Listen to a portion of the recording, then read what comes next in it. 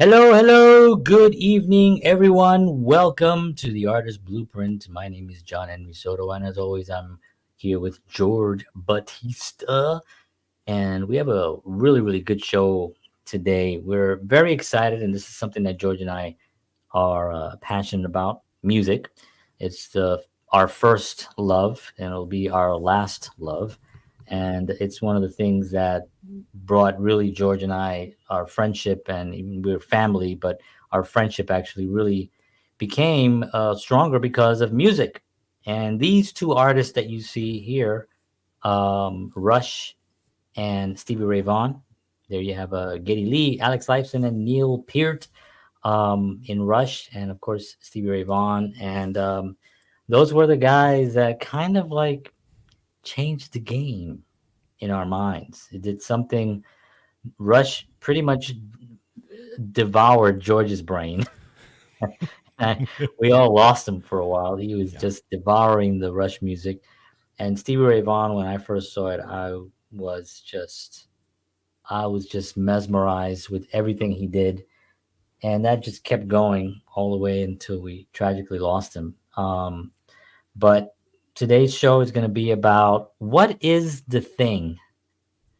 What is that thing? It's like what I said here. Who inspired your music journey, right? And but what is that thing? What is it's because there are other rock bands, there are other blues guitar players, and there's a lot of musicians and artists, and I'm inspired by like so many of them. It's hard to even name them, but what is it about that one artist that just kind of makes your brain and really raises your awareness level to something that you didn't know even was possible, and just makes you super happy, and we're going to explore that today with you all. And thank you for being here. If you are watching the show, please let us know who inspired you. If you're a musician, or if you're an actor, or whatever, or any type of art that you are, who was it that inspired you? And that's gonna be our conversation. And with me, as always, coming from upper state New York, George Batista. Hello, George. Hello, sir. I know what I like and I like what I know. I don't know what that means. All right. So we have a big show. You're just like, and no, I know, and I know I can know because I'm know and know it. Um, so let's do our sponsor because Yes. I was just ready to go into Uh this thing. huh. Uh-huh. Let's do our sponsor before anything. So George, take it away. Yes, sir. All right. So the Counterpart Show is brought to you by not Pfizer. It is.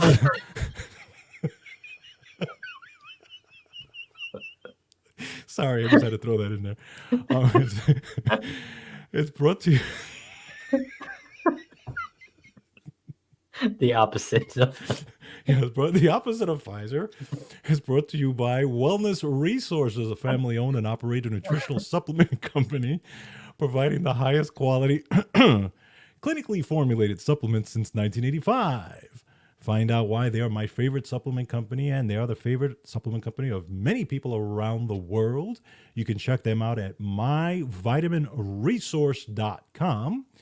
If you enter the promo code Artist Blueprint because you are listeners and viewers of ours, you will get free shipping on your order. Don't forget that. It's Artist Blueprint at checkout. And on top of that, oh, don't forget their monthly specials. Every month they have a great special. This month is Heart Health Month.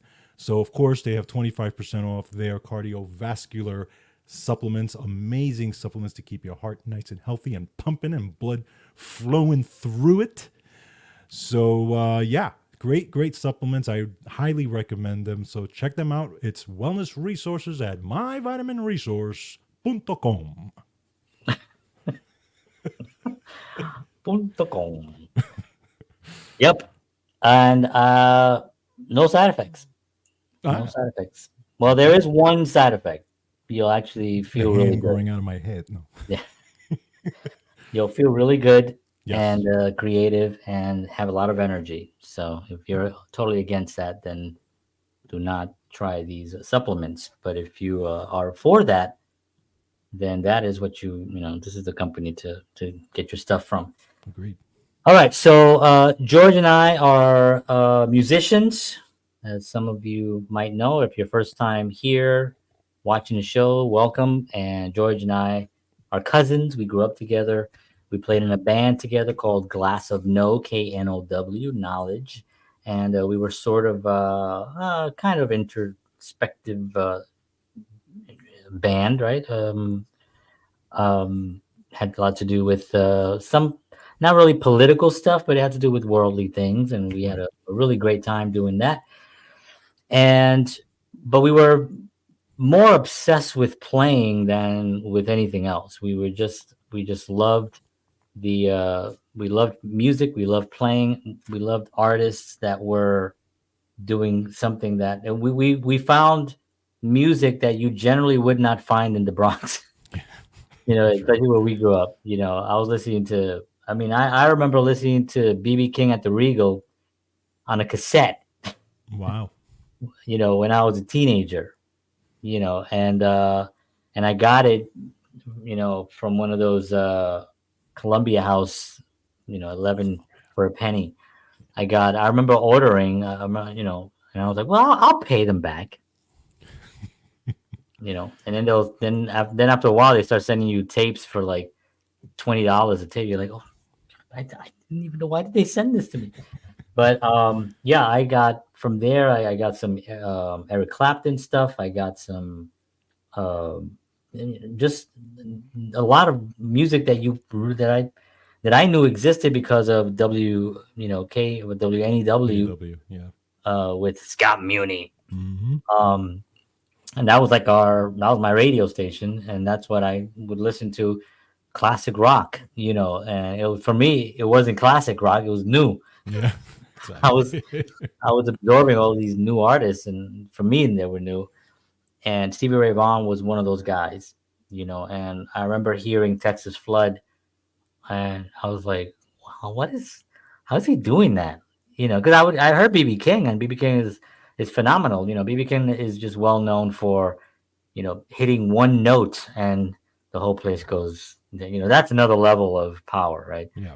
Um, and Clapton and those guys and Santana, who I also was a big fanatic about as well. But there was something that Stevie was doing that was just this uniquely one package spiritual connection of a thing where there wasn't the man and the guitar, it was just the thing Yeah. that projected that. You know what I mean? It was Yeah. like this one entity, and that was like a really really amazing thing for me. So that was special.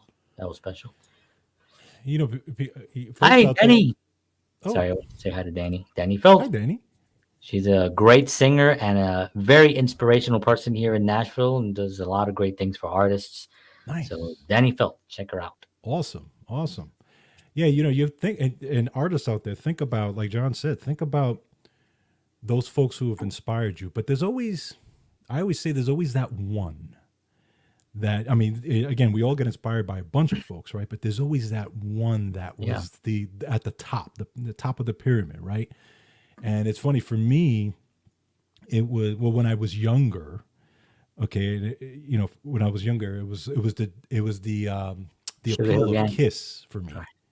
Kiss Oh, was Kiss.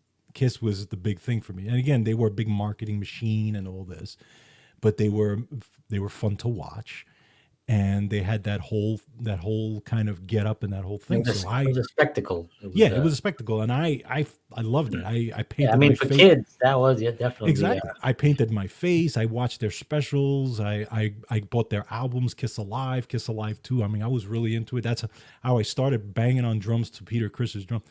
So all that when I was a kid. And again, but for me, Rush, when Rush came into my life, the music was the first thing that just blew me away because I had never heard people play like that before, ever.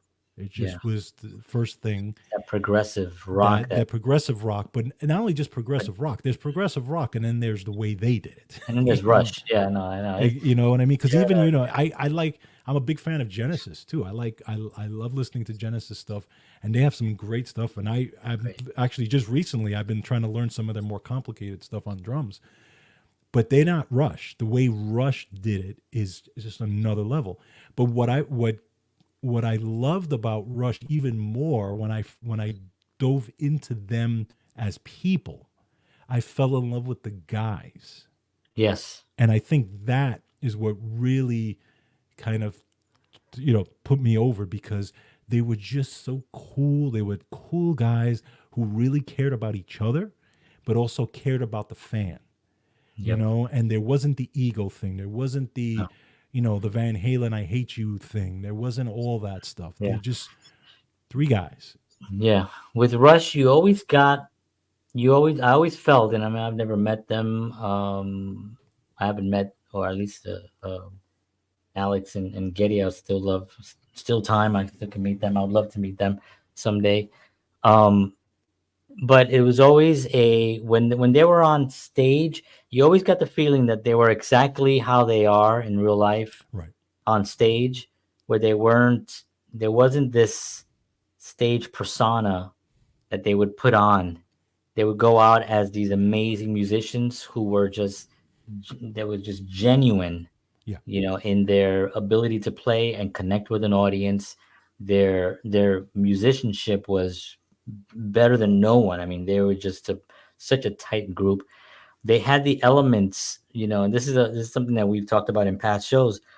The perfect storm of a band, where Right. you have all the elements, the Led Zeppelin, Stones. It's just the Beatles. It was just this kind of like a perfect storm of everything that they held filled what was needed in that piece. Yes. And these three guys managed to put together, in my opinion, one of the most incredible bodies of work as far as um, technicality of the music, the spiritualness of music. A lot of people, because Rush it's a Rush, it's a heavy metal rock band, Hmm. but when you listen to Neil's lyrics, this guy was a philosopher and a Yeah. half. I mean, this guy was studying life. He was pouring life into his lyrics, and I just I, I I remember early on listening to it and not even knowing what he was talking about. Right. It wasn't until later that you start kind of growing and start realizing what certain things mean, Hmm. metaphors and things like that. And it's just inspiring, man. Agreed. Agreed. So, and the other thing, and kind of going back to talking about Stevie Ray a little bit. I remember when you introduced me to Stevie Ray. Well, you and I actually saw that together. The Macambo thing. Yeah, because I had been hearing Stevie Ray Vaughan on radio, and of course I had some of the music, but I never actually saw him because remember this was pre YouTube, Yeah. and this was that there was no we didn't have I didn't have money to go to a concert if he was in town, Right. And I'll tell you a story about someone I met over the weekend, but I didn't have money for that, and so for me it was just if he showed up somewhere on TV, I would see him on TV, and maybe on MTV a music video. Right. You get a glimpse of him at the Billy not Billy, David Bowie video. Let's Dance, and there's glimpses of him in it because he played on that. And matter of fact, Bowie wanted him to tour with him, and he did some shows, but he didn't want to go on a tour because he wanted to kind of, as he says, I want to do my own thing. Right. And so there was a video store, and it was at near George's house called at Castle Video Video Castle. Video Castle. I'm dyslexic. Video Castle, and we went there, and sure enough, I was like, oh, I was like, this is that guitar player. I was like, Stevie Ray Vaughan. I was like, oh. I'm still kind of like have no idea that what I'm holding in my hand. You know what I mean? I'm just a guitar player, and I like guitars, and he's great, and I want to hear something. I remember we put it into your VCR. It was at George's house on Chatterton in the Bronx, and I was saying, I was literally like, we both of us were like we didn't understand how what he was doing. I really, honestly did not know what he was doing. Yeah. I couldn't figure out how his hand was gliding over the strings, but hitting everything single notes and doing this weird gliding thing. I just couldn't figure it out. Then the twirl, and then he played behind his Behind his neck, and then neck. behind his Yeah. back, Yeah. and I was it was literally the closest thing to a religious experience that you can have musically that I've had was watching El Mocambo for the first time, and then since then I've watched it literally hundreds and hundreds of times. I've watched it, and I own it on actually they put it on CD a few years after he passed with some other things that I have and bootlegs. I would literally go downtown to Manhattan. There was a store, it was a record store. There was a record store in Manhattan. Now, this wasn't just a record store. This was like a real record store. Hmm. You couldn't go in there to buy, Bruce Springsteen's new album. You know what I mean? It wasn't like that. I mean, they probably had it somewhere, but that's not it. You go in there to find like hard to find vinyl and bootleg copies of stuff, Yes. Yes. either That's right. CD or cassette. Mainly CDs because CDs were still fairly new in the early 90s, I guess, Hmm. around there. So I went and I still own some very, very, very bootleg, not great sounding, but it's him, and it sounds pretty decent actually, considering, it was probably recorded from, I don't know how they got it, but um, that was really one of the turning points for me was not just hearing the studio versions, but hearing him consistently live in other Hmm. places, seeing what he was doing at just different shows, Right. and just incredible time that and then everything just changed for me at that point. Isn't it amazing though how those experiences, like there's you could take it two ways, right? You could, someone can look at those musicians and those artists or whatever and say, I want to be a famous artist, musician, and have that lifestyle. Or you could say, I want to be a great musician like that guy. Yeah, Okay.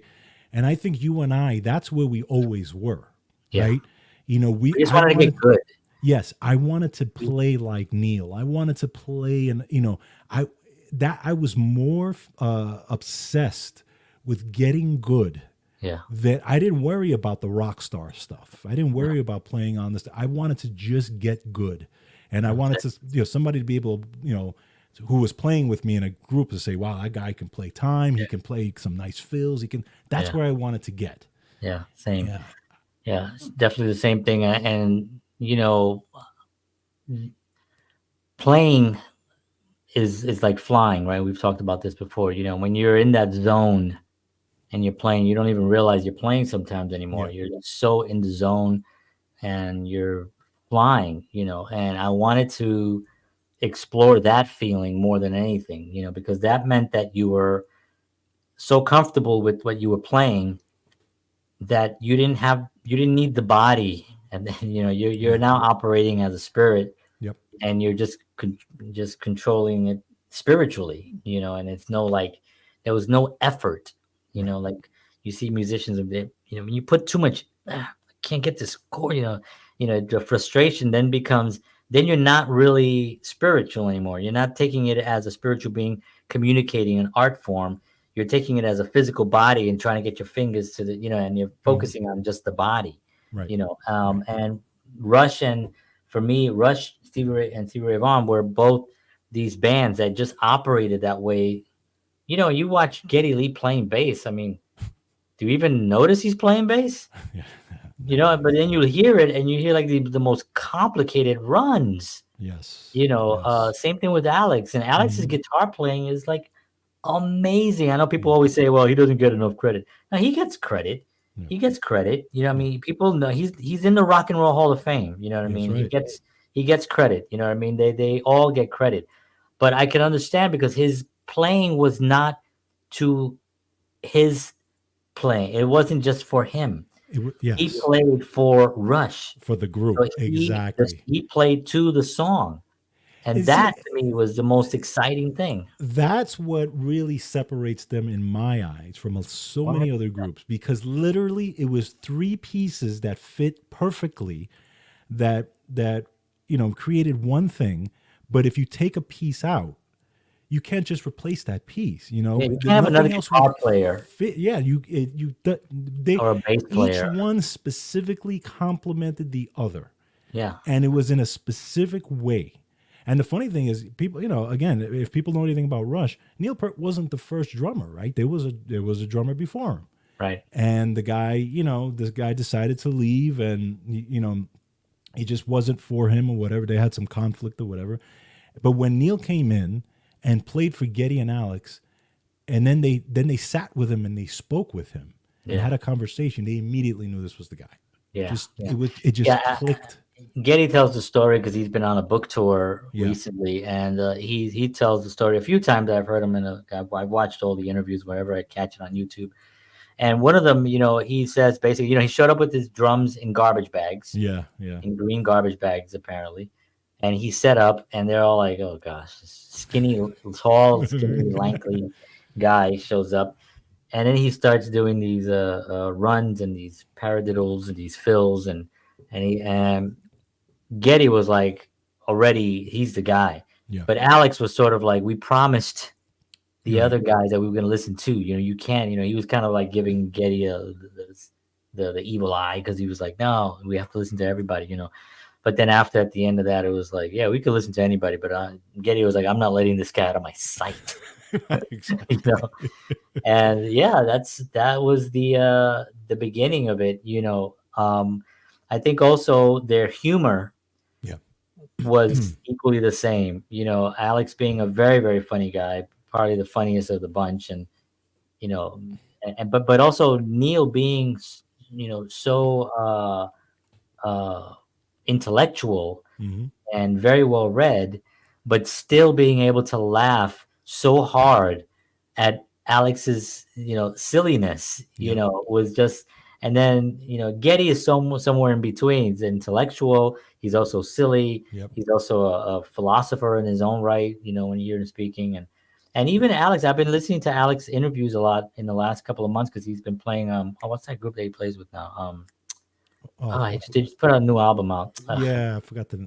Yeah, it's really good stuff. It's very Enya Yeah. kind Hmm. of stuff. But he's been on some interviews and stuff, and he's been talking about how um, the band's experience and what he's going through, and he also has his own. You could see why they got together and why they Yeah. actually all fit perfectly. Yes. It just made sense for those guys to be doing what they did for 40 years. And really, and we have to tell. I mean, we have to tell the story of George and I first Rush concert, because we've told it before, but we are talking about Rush, and then we'll talk a little bit more about Stevie in a little bit. But so our first Rush concert, we get to go see Rush. This is late We, '80s. let's talk about how we got there. By the way. Well, that's what I'm saying. I'm going to start. Okay. Okay. Yes. So So we get tickets to go see them. Late '80s, I believe it was no, it 89. was Maybe. it was actually 90. Oh, was it '90? It was not. It was. I think it was either nine. It was probably 90 or 91. It was Really, that late? yeah. It was the Roll the Bones tour. Yeah, I know it was the Rolling the Bones tour. I know Mr. Big opened for them Yes, correct. at Jones Beach, Jones Beach. and so we we get our tickets. George had 3 tickets, right? And we That's were right. trying to find somebody if somebody didn't want to come, or something happened. We Yeah, had it an was my extra ex ticket. girlfriend at the time who, last minute, said no. Yeah, yeah. That's why she's the ex girlfriend. Yeah, exactly. Yeah. So we had these 3 tickets, and so we had the tickets. I had the tickets in this. I had this blue bag that I would carry. I always carry like a bag with like my crap in it. So I had a little blue bag, and I had the tickets in there.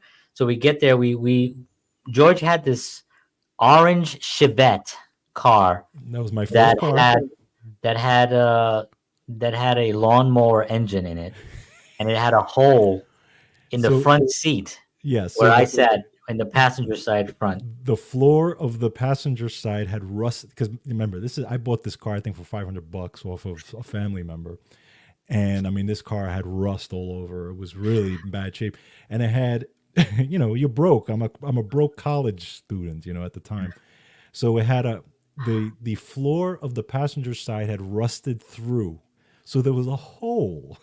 So if you could And look down, you just see the road, right, it was like the basically. Flintstones, so Yeah. the heat would come up through the The heat from the engine would come up through there. So I had to sit there, I was, and of course, I'm also not a big guy. I could fall through right through there. I was like nervous about that. So I would have to put my feet on the dashboard. This is how we had to drive all the way to where's Connecticut? No, it's not no, no, it Connecticut. was Jones Beach, Jones Long Island. Jones Beach, Long Island. So we had to with my feet up on the dashboard basically the whole way because the heat was coming up so it was so freaking hot And no that it GPS literally back then. would It burn. was all maps. Oh yeah, yeah. We also another thing. We had no GPS. It was sort of like, yeah, I think you got to take that. Yeah, I'm looking at the it was like, map oh, the while sign. yeah, yeah, yeah. There was their signs. I don't know if people even know their signs anymore. But yeah. So we get to after an hour and something drive up to Long Island. We get there, and when you're going into the parking lot, you have to just show that you have tickets to get in. And this was back in the days, which was pre all the stuff that have happened, right? Pre 9/11, pre even 93, when things happened at the World Trade Center. So it's pre all of that stuff. Things were safe, so you can literally just show your tickets, and they'll let you right into the parking lot. So we get into the parking lot. I had the bag like this, and I left the bag open. So I don't remember leaving the bag open. I just know that I showed the guy the tickets and he looked and he's like, all right, go ahead, go. So we went in. I get out of the car and I still had my bag with me. I don't know why I had my bag, but I guess I was taking my bag in with me. It was like Yeah. a security blanket. So I had my bag and stuff. And when we're standing online, I go to get my bag and there's no tickets in the bag. Now keep in mind, there is a long walk from when you leave the parking lot all the way through. It's like a long trail. I mean, literally like a 10-minute walk all the way through to when you get to the actual gate before you get led into the theater. Yeah. So we get to the gate and they have to scan the ticket or whatever at the gate itself. And that's where we realize nothing there. So my heart is basically gone. This is our first time seeing Rush. We've been following Rush. George has been a fanatic, way more than me. I mean, George went on a whole other level of loving them, and he's a drummer, so he was really involved in playing the music. And my heart was broken. I couldn't breathe. I I almost blacked out. I mean, I was so And that was because I was horrified. choking him. Yeah. I was like, so we get to, we start running back to the car. I'm looking around. I'm looking everywhere. We get to the car. We're looking around the car. We open the car up. We're looking in the car. The hole, because it falls through the From the hole. hole. So I'm looking in the car and stuff. And some angel dude comes up and he's like, "Hey, you guys lost some tickets?" And I was like, "Yeah, we had 3 tickets." He was like, "Here they are." Wow. Did we give him one because we only needed 2? No, he No, I didn't didn't. need it. He didn't need it, right? I was like, "Oh, I Mm-mm. think I offered it." I was like, "Yeah, Yeah, I we think we have yes, an extra yes. one. I don't know if you guys want it." And he was like, "No, we're good, man. We're good, man." I was like, "All right, thank you." So we found the tickets, and I mean, till this day, George still makes the joke. Yeah, and for that moment on, remember we're pretty young. I mean, I'm not young, but early. I guess early. I was in my early 20s, and you probably were I was my late teens, I late think, right? teens, Yeah. probably, yeah. And and my heart is like just racing. I don't. So I finally come to, and we go in to see Rush, and we had really good seats, Yeah, right? we were on the floor level, On the floor right? level. Like I was really surprised at It how it good it we had didn't pay rained. like It had rained crazy. that day too, so everything was kind of wet. Yeah, yeah. So yeah, because Jones Beach Theater, for those who don't know, it's an outdoor venue, and the first band was Mr. Big. Mr. Big, which they're on tour right now. As a matter of fact, on their final tour, their goodbye tour. Um, and Billy Sheehan, who actually I got to meet many times actually since then, great legendary bass player. So at the time when I first, saw them, I had we didn't know who Mr. Big was. We Right. just wanted to see Rush, Yes. you know. And then this bass player came out and did the most amazing guitar, bass solo, which I never even saw a bass solo. And Right. I thought to myself, I was like, wow, this guy is really brave To to do do a a bass solo bass solo. when Geddy Lee is in the house and just about ready to take the stage I know. with freaking Rush, But of course, Billy Sheehan is he's a legend actually, Yeah. legendary bass player. He was a legend even back then when we first saw him. And then the moment came. Do you remember what happened to my program? Yeah, I was gonna mention that. So they give you these programs, and you get to read the program and all that stuff. So George was so there was the intensity was just so driven. He was like, and then Rush finally comes, takes the stage, and through the whole show, he's like, and we're like, "Ah," screaming, and then by the end of it, it was basically just pulverized It was dust, like this and thin and it was dust. just completely crushed. It was so hilarious. But it was one of the most amazing experiences. I We mean, we didn't. left there literally Nobody sat. feeling Everybody was ill. up. Everybody just. And everybody was standing. Yeah, there was Yeah. no matter of fact. Most Rush shows, there's really no Yeah. People much. sitting. Yeah. People don't Who stand because sits? they're so Who's into it. gonna Yeah. sit at a Rush show? I mean, if That's you what I sit at a Rush, learned in our first one. Exactly. yeah, yeah. I mean, nobody sits at a Rush show. I can't even But imagine why. holy cow, that was. And It I was mean, life changing. it was life changing. And if you think about it, it was amazing that we got there. It was amazing that, it was just amazing the whole day and Yeah, how we got those tickets back yeah, because think about this. Think about if it was 10 minutes later and the guy had walked yeah. and we pass him, Well, he doesn't know. and I will say something also about Rush fans. Rush fans are different. I know people are gonna say, if we were, I don't want to name any other bands, but if we were out to see some other band, maybe there's a lot of them that I can name that I won't name just out of respect to band members, but they're bands that are different. But Rush fans are committed, they're loyal, they're just super nice people, mostly Yes, males from age of, at that point, age, 18 to maybe, 40, 45 at that age, at that time. Now it's from like, because there's still a lot of young people listening to Rush true. today. So, till now there's 70 and 75-year-olds going to see Rush, or towards the end of their run.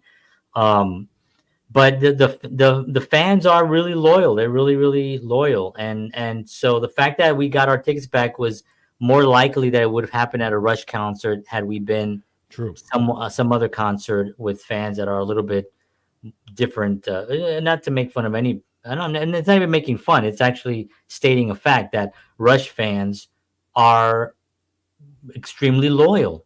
Yeah. This is why you had a band that for 40 years would fill up a stadium, Yeah. but you never heard them barely on the radio except for their classics, Tom Sawyer and Spirit of Radio and um, what's the other one? Owners of a Lonely Heart. No, that's yes. No, Black but dog. communication breakdown. Um, well, funny. We named two Led Zeppelin songs, but when they first came out with Working Man, that played in Chicago, was a big thing. People Mhm. were calling up the radio station saying, "Hey, when did the new Led Zeppelin record come out?" Yes, that's right. Right. That's Yeah. not Led Zeppelin. That is a band out of Canada called Rush. And yeah, so that was pretty cool. But so Rush fans are very loyal, and that was our experience, our first concert to see Rush. And then since then, we went almost every time they came. Yeah. George went almost every single time they came. Yep. I try to go almost every time, and every show was incredible. Every show blew my mind. They were tight. They were funny. They were engaging. It just felt like a really great time, and the audience was always so mesmerized, right? Like Yes, you yes, wouldn't get like a lot of screaming, a lot of mosh pit and that kind of thing. It wasn't that kind. It wasn't that kind of a band. It was sort of like they just wanted to see the performance, and there were a lot of musicians go see Rush. of course. A lot of drummers. You see them in Yeah, the they're audience. they're all doing this, right? They're all air drumming. You know, so I just kind of love that experience that we had, and really treasured those moments, because I really do feel that that band had they really cared about what they were doing. They Yes. really put in the work. They cared, and we talked about this even early before we came on the air. George and I were talking about bands, and being in a band, and how you have to be 100%. Every single member has to be 100% committed to what the mission is, to what the purpose is. You need to Right. have an actual goal, and then you have to be committed to that one goal. Right. And one of the things that we learned, or that I've learned, is that you really can't have a 90% person in, because 90% is a good, it's a passing grade in most schools, but 90% is not good enough if you're trying to have a mission, because it Yeah. just shows that someone is 10% out, Right. and you can't be successful if you're 10% out. You have to be all 100% in, and it has to be a unit. And we talked about the group, right? The the perfect storm, right? The Rush and the the Beatles. I don't know if we talked about this on the show, or off the show, but George and I kind of we talk like this all day. The show before the show. Show before. But the Beatles, Perfect Storm, Yes. everyone Yes. contributed exactly what was needed for that Right. recipe. Led Zeppelin, exactly. The Stones, exactly. It was like that kind of thing. Um, and I think that's something that you can see. The Who, I'll have to say the Who, because those guys were super committed to the mission early on, even though Pete Townsend was the mastermind behind everything. He wrote everything.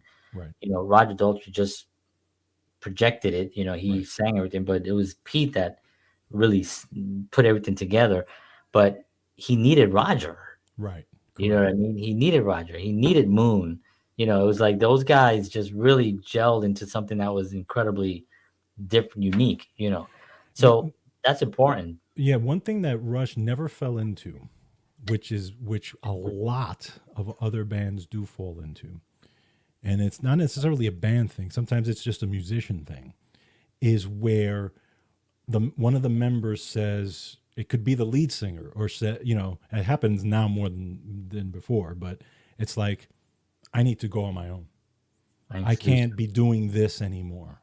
Or maybe they'll do their solo thing, and then eventually it's like, no, Yeah, like Rush, even like when Rush had hiatus, yeah, Geddy Lee did his own little, he did his album, Alex Lifeson did an album, there was but always. then, yeah, but then it was like, okay, let's get back to work Yeah, on yeah, what Rush is. I mean, they could till this day, they could have still been, if Neil Peart hadn't passed away, they would have still been playing, and they would have still been Rush. yeah. And no matter what, because and I think in their minds they knew that they cannot replace any one of these people. No, They knew that. They knew in their heart of hearts that they couldn't, if one leaves, the band is done. it's done. Yeah, yeah. So Well, I was listening to an interview with Getty and Alex, and they did. They said, they asked him, "Is there any chance that, and you guys are still able to play?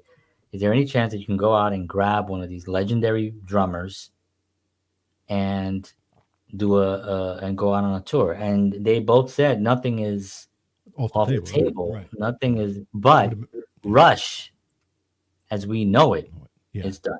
Yeah. Rush Yeah. is done. Now that would be more of a tribute, Correct. maybe to Neil, and I would say that would probably be a really great tribute.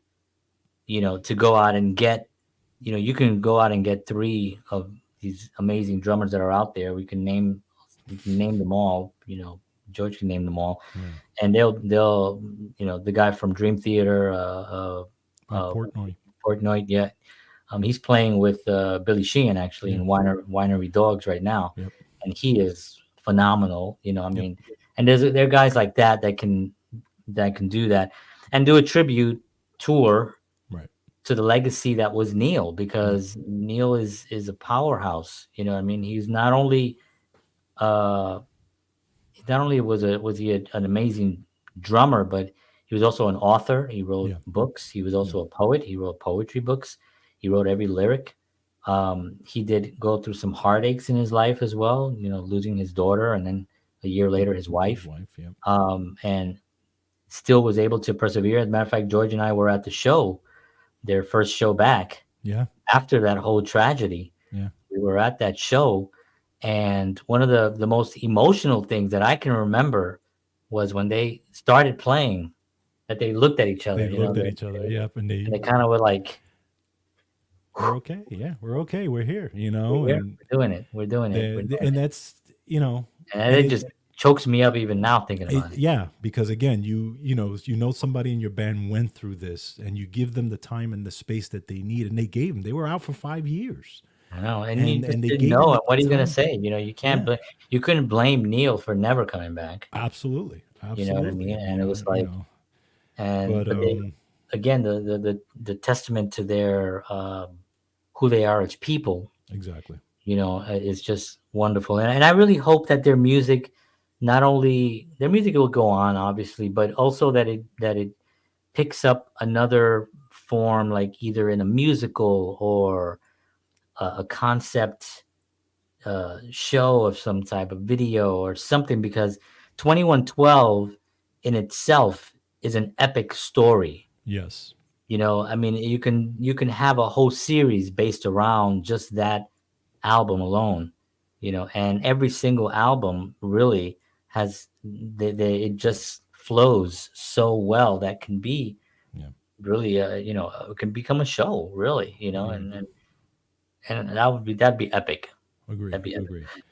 I want to kind of pivot to Stevie Ray for a second, because again, talking about how we watched Stevie Ray together, and I to in and again, it's interesting how John and I, because John likes drummers. John, even though he's a amazing guitar player, but I love he loves drummers. to watch drummers I play. love drummers. I watch them And on I go on and YouTube, and I and send I'm you a drummers, right? right, exactly. And I'm a drummer, but yet I'm fascinated. I learned how to play. John taught me my first chords on guitar, and I kind of took it from there and started to play. I learned bar chords. I learned a lot of stuff where I can play, decent rhythm guitar here and there, but I love playing guitar. It's one of my favorite things to do, and it's just a great thing to be able to play a song to relieve stress and all this. But I love to watch guitar players as well. So it's interesting how we have that thing. Yeah, it is But true. You're right. Stevie Ray, I still haven't seen it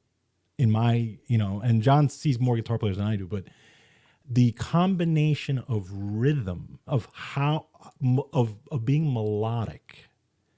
melodic and speed, because you could see there are guitar players that are melodic, but they're just very melodic, right? A lot of blues players could be very melodic, and then there's the Van Halen type of speed guys that are just kind of all over the place, and hammer-ons and all this. But he had this amazing ability to be so melodic and fast at the same time, where his notes were so rhythmic within the music that just blew me away. And to this day, I still watch videos of him, Yeah. and I am I mean, floored how he had that ability to do that. And again, as a just a novice guitar player, I don't know half as much as John does, but just by my musical, just watching him, unbelievable. I still haven't seen that. And yeah, to the ability that he did it. no, I haven't seen it either, and I have watched a lot of guitar players, and there are some incredible guitar players out there that I love, and there was something unique about Stevie, where and Eric Clapton talked about it, and Eric said, I think he said it best, because he was kind of like talking about how there was never a, and I talked about this the other. I'll tell you my weekend story.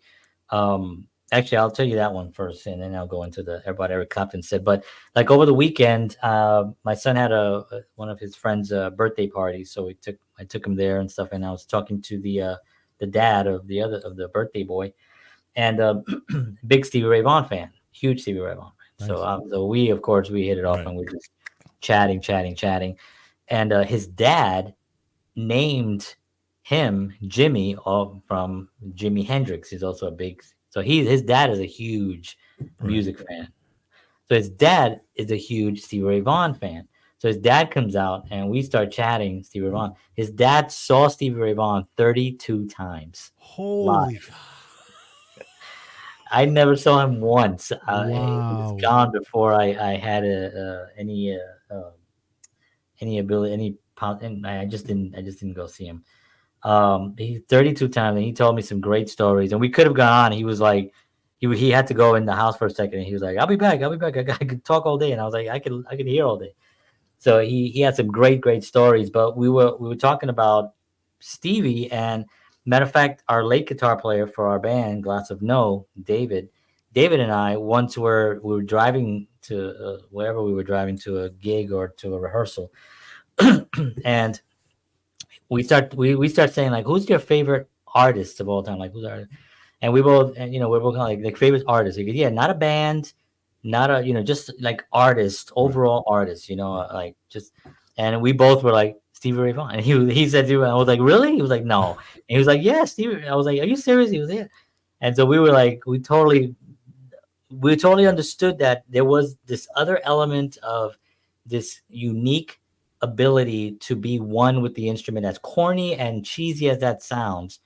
He never, and what Eric Clapton said was that he never saw Stevie go into a solo, like, like be Yeah. here and then now, okay, here comes the solo, Yeah. now I'm Yeah. in. Yeah. Right. Where Clapton says, I got to think, I have to go, I'm Yeah. playing my chords, and now here comes the solo, now I have to think, and I'm going into my solo. Yeah.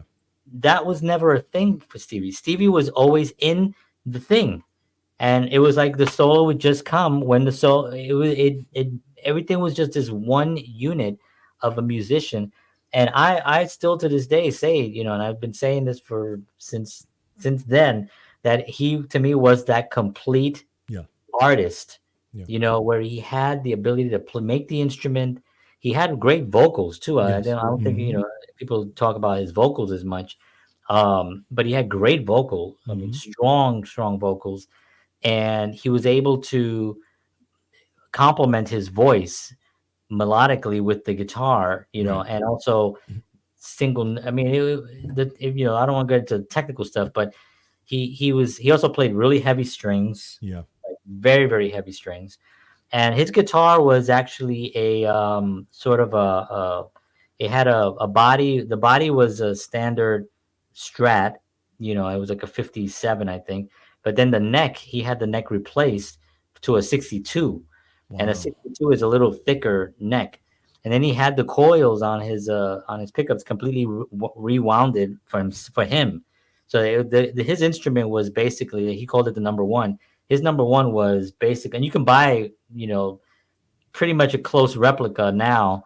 I saw one the other day somewhere for like, I think it was like $54,000 or something. It's a replica, but Yeah. it's an exact replica of what he has and stuff, or what he had. And so his guitar was very unique. It wasn't like you could play it either. It wasn't like I could pick up his guitar and play it, because the strings were really heavy. Mm-hmm. He dug in there. I mean, he would bend a string two notes up, and he was playing like thick, like 13s and stuff like that, which are heavy, like BB King and stuff, is famous for saying, telling, I can't remember who he told, but he told another young guitar player, or maybe it was Buddy Guy, one of those guys, was saying, he uses light strings, and the guy said, well, don't you have to use heavy strings? He goes, no, why work so hard? It's like, Right. Right. and so they use light strings. By light, we mean like a really light gauge is like eights. Like an eight Mm-hmm. is like the E string is an eight. Right. 8 or 9. Like I use nines. Mm. You know, nines are good. I've used a 10 before. Tens are good also, but I like nines and stuff. I haven't really tried eights as much, but I do like nines. So he was at 13, Wow. you know, and then he had it. He was tuned. Now he was tuned half a step down. Okay. He was tuned half a step down, like Hendrix was, Right. and so was Van Halen. Mm. So like if you, that's why a lot of people, if you hear Stevie Ray Vaughan song on the radio and you pick up your guitar thinking you're gonna play with it and you're tuned in standard, you're not gonna be able to play with it, you know, Correct. and that kind of gets people frustrated a little bit. Yes. But they tune half a step down. Yeah. So Mm. so the fact that he did tune half a step down made the strings a little bit more bearable. You Mm. know, even though they were 13s, it was still easier for him to dig into them and stuff. But he had this unique ability to be full connected with the with those notes, with those strings, and you know, no matter where his hand was coming from, whether it was whatever that one note I don't he was understand hitting. how. Yeah, Yeah. yeah. And you know, as the years gone on, not that that I'm nowhere near what he was doing, but I get it now, and I spent decades literally trying to do that. And there are moments where I can, when I'm playing, is now that I'm playing more consistently with the band, I can get into a place where I can feel what that feels like, what that must have felt like. Now he was just constantly, that was his world where he lived in, Yeah. right? He lived in that upper aesthetic wavelength that we talk about on the show sometimes, and it's just upper level of beauty and creativity and peace and spirituality. He lived in that realm all the time when he was playing. You know, there was never this thing like, I gotta get up there. I gotta go. You know, I never heard anyone say he didn't sound good. No, I know exactly. You know, what I mean, Exactly. think about that. There are a lot of guitar players. I mean, you and I have saw. You and I saw once Eric Clapton make Yes. a mistake on stage Yes. live while we were Mm-hmm. there at the Yeah. Garden. Yep. You know, and he kind of just laughed. Yep. You know, he's Eric Clapton. He can do whatever he wants. You know, and you know, what I mean, but we were like, you know, human. You know, what I mean, but I Yeah. never saw a bad performance, or I never heard of a bad performance. I never saw a video. I never heard any live stuff. You know, the album Alive Alive, which people Alive Alive, people actually say that that was not a great recording. Mm. It was, and I kind of agree with some of the. I think the recording methods were not fantastic. It's not one of my favorites, but the playing was still phenomenal. You know, what I Yes. mean, the playing was Yes. still great. You know, he did one at Carnegie Hall where he was live, amazing show. Mm. And of course one of his last Austin City Limits, Austin City Limits. Yeah. That's where it. he really just shined. And Yeah. you know, when we watch El Mocambo originally, you know, he was still on drugs. You know, Yeah. he was heavy. You know, he was a heavy drug case. And he cleaned up for the album In Step. Right. And in the album, there's a lot of, you know, actually the song Crossroads is about that, you Right. know, Tightrope. You know, these songs are all about that kind of the house is a rockin', you know, those kind of Mm. songs are a clean person now. You know, he's Yeah. kind of coming out of this dark phase and stuff. But the Macambo was at the height. You know, he was really, really messed up on drugs.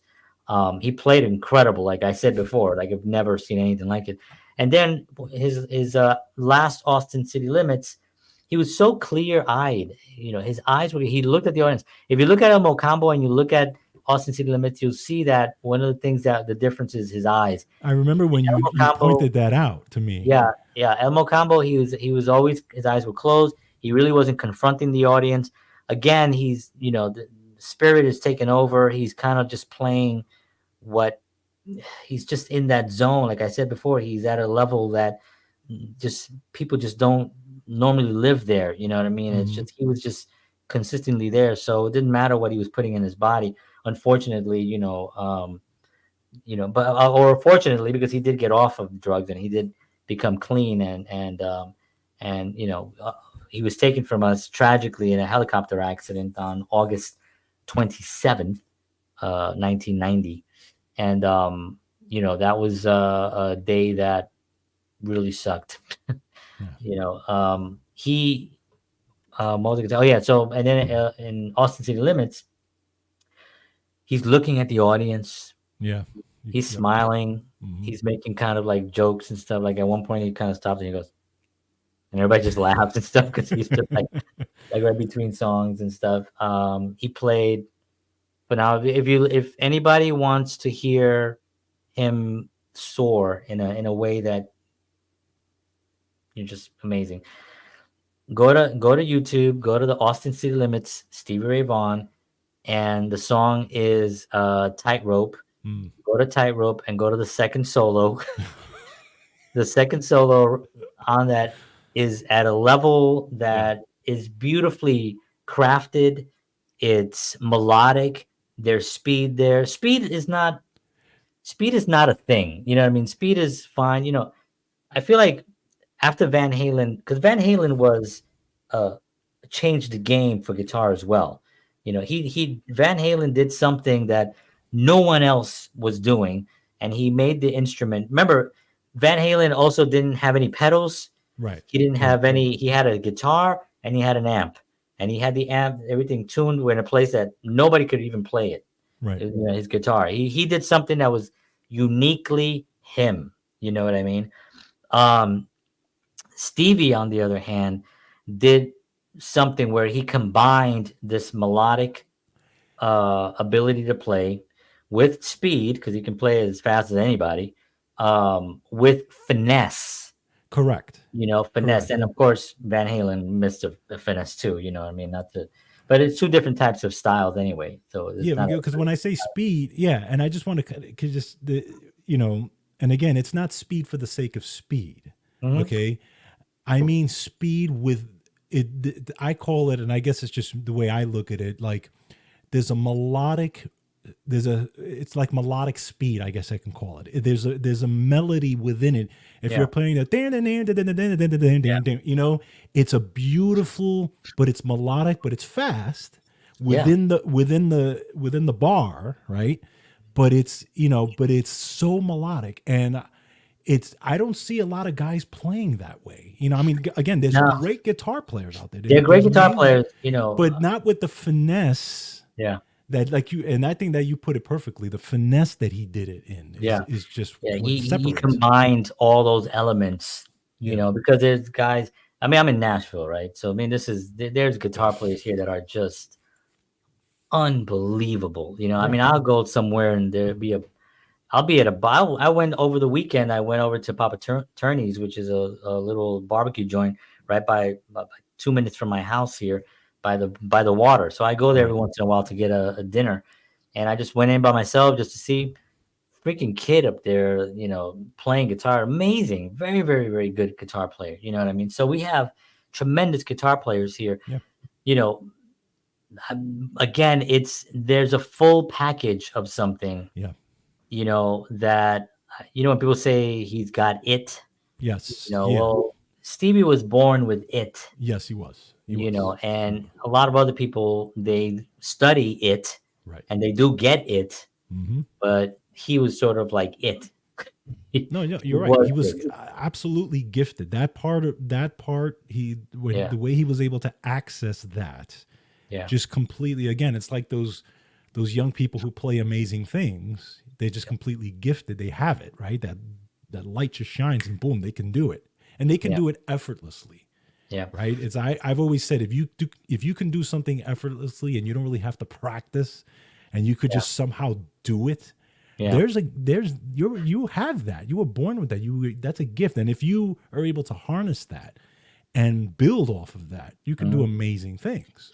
Yeah. I also want to validate also his brother Jimmy Yes. Vaughn, who was in the Thunderbirds, the Fabulous Thunderbirds, and a great band also, and a great guitar player himself. Yeah. But I also want to validate him because he's really kept his brother's legacy alive Hmm. by putting out new music, by doing tributes to him, Right. albums, and really just understanding that his little brother was something else. Yeah. No. Absolutely. And And he knew and it. also, There was never any jealousy.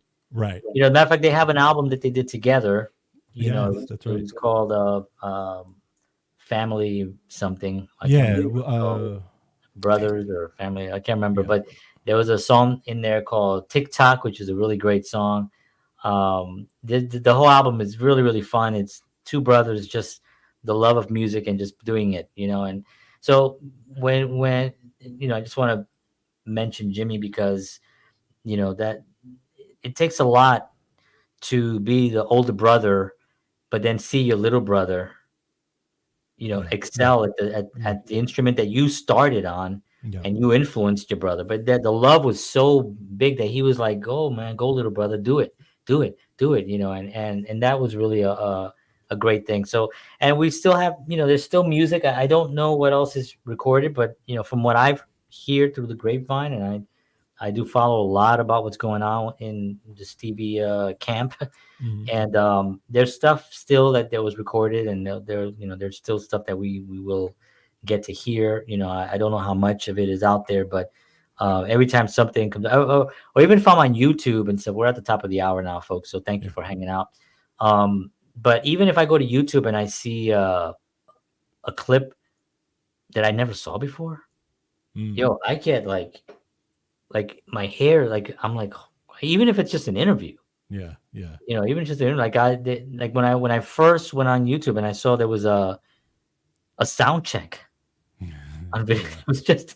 It was just a sound check. There's nobody in the audience. He was playing this big place, and he just walked on stage and he's doing a sound check, and he played. I don't know. He played like for like 10 minutes or something. Like on a sound check, and it was like I was like just tearing. I was like, oh my god, who had this video? So just YouTube is, a blessing for that Yeah. reason. It does give you. I find a lot of those stuff, and I mean more stuff that I haven't seen. I mean, you've seen it, but I haven't seen that. I'm like, oh, and sometimes I'll send it to John. John, have you seen this? Yeah, he was playing with Omar Hakim. He was playing with this one. He was playing with that. That Yeah. I didn't even know he played with, even if it was Yeah. just one Yeah. gig. Well, You here's know. here's oh here's something awesome. I did not even know this. This was, and I wish I had more time to talk to him, but the gentleman that I met over the weekend was telling that he saw Stevie 32 times. He was telling me he was at a show, and it was this big giant show. It was like I think it was Lincoln Center or something. Mm, And the person that opened for the whole show was like this big event, and mm, I can't remember specifically of what it was, but it was this big event, and Stevie was closing out the night. He was right. like the Right. the, the closing out. But then the person that opened the event was Benny Goodman, Really? and I said to him, "Wait, not the Benny Goodman? You mean like Benny Goodman Jr., like his son?" He's like, "No, Benny Goodman." And he was like 80 or something, and he opened the Wow. show. And so then I thought to myself, what a trivia that Stevie Ray Vaughan That's and Benny cool. Goodman actually linked in some way, where you had a guy who was hugely famous in the 30s and 40s and 50s, and on his whole career, Benny Goodman was like a legend, but then all the way up to Stevie Ray and performing on the same bill. And Wow. I was like, what? And the guy was at this show. As a matter of fact, one of my favorite CDs was recorded in Philly, and it was the CD. It was on the Cobra Records. It Mm, wasn't anything that you can buy now. So sorry, it was like sort of a boot. It wasn't really a bootleg because it was put out by Cobra Records, but right. Records I think went under, and Stevie was in a band called the Cobras for a little while. So I don't know if that came from that, but anyway, I bought this thing somewhere in Manhattan, and it was my favorite till this day, my favorite live performance of ever. So I'm telling him about the CD that I have, and he's like, I was at that show. Oh my god. He was at that show in Philly. I was like, no, no, no, and I gave him I gave him the album cover. I was like, no, it's the one where he's got the Indian feathers and the pipe and stuff, and he's like on the side. He goes, yeah, I know Philly, and he named the whole thing of when it was.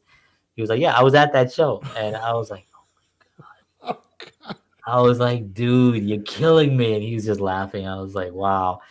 So, Yeah, and I you just know, want to. On top of that, I just want to kind of also just mention that his band, Chris Chris Layton, Layton Tommy and all Shannon, these guys, and it's Reese just Lyons. yeah, rock solid group, Yeah, because again, to play that music, that music is yeah, deceptively difficult to play. yeah, You have to live in that space for years to be able to really effectively play that yeah. type of music. And be able to You know, understand that you are you're, behind. You're behind He's sort of exactly. like Jimi Hendrix in the Experience. Yes. Yes. Was Nolan Redding Or no writing. Yeah. and I can't remember the Mitch Mitchell. Mitch Mitchell. Those guys had to do kind of the same thing. They're Yep. behind some force, Yep. and all they're doing is they're not trying to keep up. Exactly. Chris Layton, you can see it in his face. He's just trying to keep up with it. It's true. I mean, he's keeping up great. Yeah. Now don't get me Yeah. wrong, but I mean, just trying to hang tight. And Tommy Shannon was just always very chilled out bass player, Hmm. very chilled out bass player. And Reese, legend. Yeah. Reese is a legend, and now Reese is playing with Joe Bonamassa, and I saw Reese Wines live Oh, nice. with Joe Bonamassa. I was in the front row, and the show starts with Reese getting on the keyboard. He's like, dun, dun, dun, dun, dun, dun, dun, dun, dun, dun, Amazing. dun, and he comes out. And Joe Bonamassa, just to give him a shout out, he's a great guitar player. Hmm. Great Yes. guitar player as well. I've Absolutely. seen him. I'm a huge He was fan of Joe. playing close to here not long ago. Yeah. He's one of those guys that I respect tremendously because he's self-made. Mm. Like he didn't record companies. His company is him. Is him. Yeah. Everything comes in is him. His market is him. Everything he does is him. Wow. He's got no responsibility. He could do whatever he wants. He could do whatever he wants. And that's like really empowering. And he built that. And he was a member. Joe was a child prodigy. He got to open for for BB King when he was 12. So he came in that stage when it was him, it was Billy, Joe Bonamassa. I keep saying Billy. Joe Bonamassa. It was Derek Trucks, Right. who started with the Allman Brothers when he was like 12. Right. They're the same age, both those guys. And it was John Mayer, who John Mayer kind of like hit the big time around 19 years old, but he had already a following Right. like in the community and stuff. But 18, 19, so he was kind of and there were these young guys, those are the guys that are gonna carry us to the next.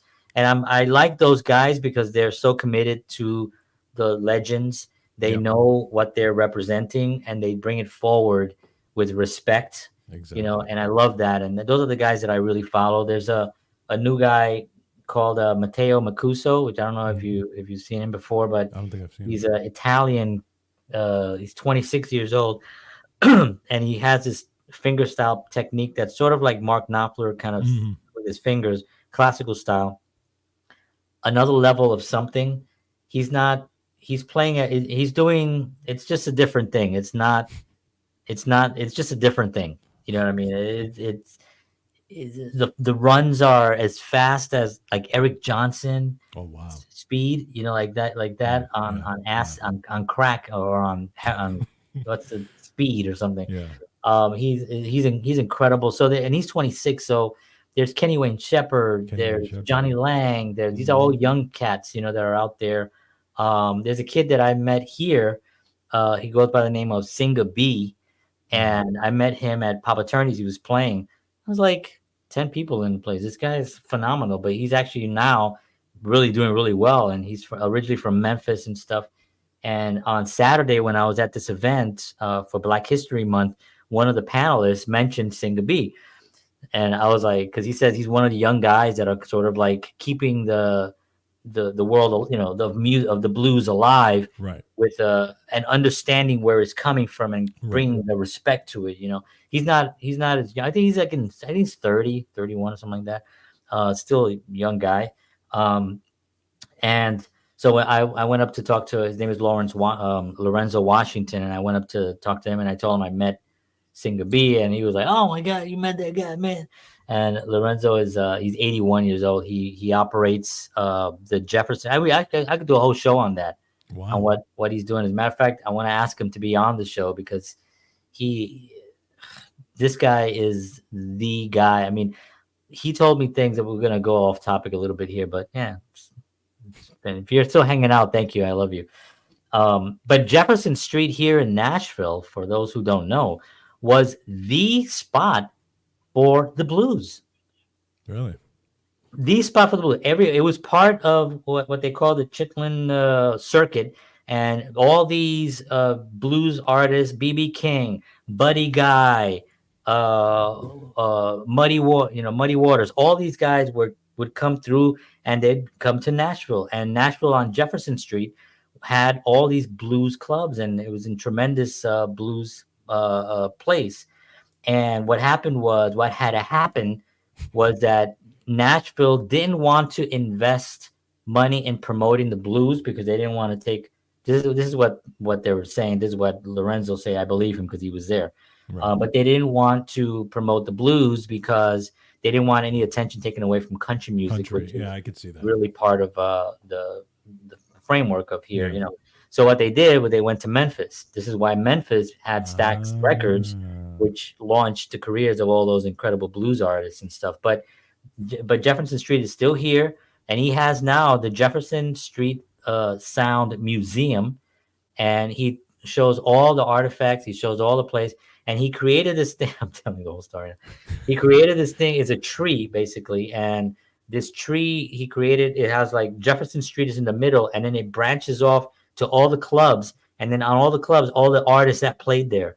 So it's this beautiful thing that he developed, and so it's this really great thing. He Anyway, but the blues was so much the fabric here of Nashville, and it's still now. There's a lot of venues now where you can listen to any kind of music here. This is Music City. yeah. It's not just country music. Broadway is more of a tourist attraction place, but if you go to there's great venues like Third and Lindsay and the Ryman. There's these great clubs here that the Ryman is a pretty big 2,000 seater. Third and Lindsay is a smaller place, maybe like, I don't know, 500, maybe to 1,000 or something. Um, but you can hear these incredible blues artists, there and Wow. stuff, and not a lot of money. Like I literally have seen the most incredible music here for $20. For 20 Wow. bucks, where you can pay $10,000 to see Taylor Swift. I like Taylor Swift. I'm not saying anything about Taylor Swift, but I'm saying, you know, whatever she created something incredible. Whether people like her or not, that's not my thing. I don't go around listening to all her music and stuff, but just as an entity, what she did was pretty like freaking pretty amazing. But I like to sit, and George could tell you stories when we would go to the Bottom Line, Oh New yeah. York City, and we're sitting maybe 20 feet, maybe less, maybe 15 feet away from like Dennis Chambers, Oh my God. from Dave Weckl, incredible drummer, John McLaughlin. I've seen Chuck Mangione and his band. And you see these incredible musicians just And right there. And and how they're much did right we pay? there. They're just right there They're in front of right you. there, and you're just literally seeing everything they're doing, and being blown away. And also, we paid, I think, $12 Yeah. to see Yeah. those guys. 12, Yeah. $15 maybe at the most. Yep. We would leave the remember, we would You would leave the leave like Bottom sick. Line sick. We would be so we were so intense that we would leave, and our throats, we weren't screaming. I don't know, No. but the intensity of what they were pulling out of us But or you know giving what us. was interesting about that is that we would go there and you would feel there's a there's the way, like, okay, I could talk about the drummers, right, especially like Weckl and Chambers, and these are some of the greatest drummers of all time that are still out there playing right now. You see them on tape as one thing, but when you're in front of them, Man, the it is just power that they project from those drums, even the musicians around them, and it's they true. and the musicians around them were so good that these guys could stop playing. The musicians will not lose time 1 millisecond. No. But the power that they generate when they play those drums is like bam, and you understand like why they are where they are, and why they're Mm, why so many people love them, right? yeah, yeah. And it's a whole nother level of, and then you leave, and of course John, what does he do when we after we see somebody playing that day? He looks at me, he goes, damn George, you suck. He did that to me when we saw Clapton. True, I did do that. Yes. We saw Clapton, and actually it was Steve Gadd was on drums at Yes, that that's point, right. and That's that right. was like Yes. another phenomenon with Steve Gadd. That could be a whole show in itself. Oof. Steve. So, all right. Well, we've covered two of our passionate artists that we have here, Rush and Stevie Ray Vaughan. Um, it's kind of sad in a way because it almost just hit me right now that it's just not happening anymore with Yeah. these artists. Yeah. So it's kind of interesting that we have these artists that just no longer are playing. Stevie, unfortunately, is was taken from us, and Neil taken from us as well. So it's kind of interesting that those were the guys. At some point, we'll do a show with people that are alive and still playing, and then we'll we'll talk about stuff that's happening now. Yeah. New stuff. Because there is great music happening right now, Yeah. folks. I mean, Sure. don't be disappointed. Let me tell you guys something. This is a little rant here before we end off, but don't be disappointed by top 40. Don't knock top 40. A lot of people say, "Oh, I don't listen to top 40." Well, that's fine, and I can understand why. But just know that if you love music, there is some incredible music happening right now, right here while we're on this show, right this second here on this Tuesday evening at 8:16 Central. There's incredible musicians making things happen right now. And all over the world, there's incredible music, and for whatever reason, they do make a living. They do tour. If you go out you find an artist and I was just talking about Drive By Truckers, right? Yeah. A band that I found here on the artist country, alternative country rock station. And I went to go find them, and they have a huge following. Yeah. Wilco has a huge following, stadiums, stuff, like big arenas and stuff, and they're making great music, and you don't hear them on the top 40. They don't belong on the top 40. They're too good to be on the top 40. The top 40 is what's marketed to whatever. It is what it is. Yeah, So but no, and I just just to kind of piggyback on that, you're right. There is, sometimes you have to look a little, you have to dig a little bit to yeah, find it. But there is great music out there. There's great songwriters who are writing amazing, music and stuff. And I think if you dig a little bit, you will find it. And it's interesting that we're talking about that because there was one rare clip of actually John's songwriting process that we have, and I'll show you guys. girl, I like your booty. Girl, I like your booty. So, there are amazing songwriters like Waiting for John. that. So just don't forget that, okay? That I still think that has potential. I haven't finished the second verse from Girl Like Your Booty, but well, I don't know what I was talking about there. I must have been talking You were about. actually talking about top 40. Was I? Yes. But don't knock top 40. No, because hey, once you might turn it on one day and it'll be like John Henry Soda with "Girl Like Your Booty," "Girl Like Your Booty." Yeah, but there you have it, folks. We totally are appreciative of all of you. What was this here? Honey got a booty like pow, pow, pow. That's right, Mr. Manuel. Thank I you. love Sean. He's such a cool guy. Yeah, he's a really cool guy. So yes, thank you very much, everybody. We appreciate it. I mean, if you're still watching here and you've been here since the beginning, I don't know, man. I You think need I'm in love help. with you. Yeah, you need help. That's one thing, but also I do actually love you, and we really do appreciate you taking the time. And Sean says, "Love you too." Love you, Sean. All right, on man.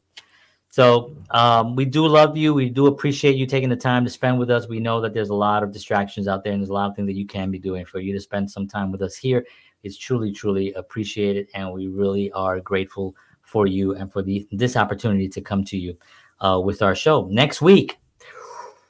Next week we have a friend of the shows who's been on now. This will be, I think, his fourth time because Fourth. he came Actually, yeah, on. you're right. He came Fourth on time to because our year so episode. our year end show for a couple of minutes. Yeah, our Yes. anniversary show. He came on. Oba Babatunde is going to be on the show. Amazing actor. Oh, Amazing amazing performer, actor, entertainer. award-winning actor. He's also starting the new season of SWAT as well, which he's recording. He's doing a bunch of other stuff right now. It's really, really exciting to have him back on the show. So that's next Tuesday. Please tune in. We're going to have a lot of marketing on that as well. And we're excited to have Oba on the show. All right, folks. Thank you very much. Take care of yourselves. God bless. See you all next week, 7 p.m. Central, 8 p.m. Eastern Standard Time, artistblueprint.live. And until then, and as always, peace.